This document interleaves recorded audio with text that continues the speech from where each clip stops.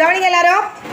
இப்போ எப்படி ஈஸியாக ரீட் பண்ணுறதுங்கிறத நான் என்ன செய்ய போகிறேன், உங்களுக்கு சொல்லித்தர போகிறேன். சரியா? இப்போ இதில் நம்ம ட்ரிக்கி வேர்ட்ஸ் ஏற்கனவே படிச்சிருக்கிறோம். அதை எல்லாத்தையும் என்ன பண்ண போகிறேன், ஃபஸ்ட்டு மிஸ்ஸு ரவுண்ட் பண்ண போகிறேன்.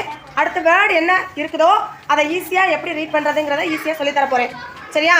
பாரு, இந்த வேர்ட் வாசிக்கணும் அப்படின்னா இந்த சென்டென்ஸ் வேர்டில் இந்த சென்டென்ஸ் வாசிக்க போகிறோம்னா ஃபஸ்ட்டு பாருங்க, இதில் எதெல்லாம் tricky words, that tricky words is tricky words. சரியா? இப்போ இந்த சென்டென்ஸை எப்படி ஈஸியா வாசிக்கிறது, இது என்னது சொல்லுங்க. பஸ் நீ என்ன செய்யலாம், இத பார்த்தாலே நீ வாசிக்கலாம். இதோட சவுண்ட் தெரியும் உங்களுக்கு. பஸ். சரியா?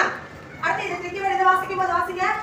இந்த ஈ வந்து என்னது, பேசிக். அதனால லாஸ்ட்ல ஈ வந்தா இந்த ஏவோட நேம் சொல்லணும்.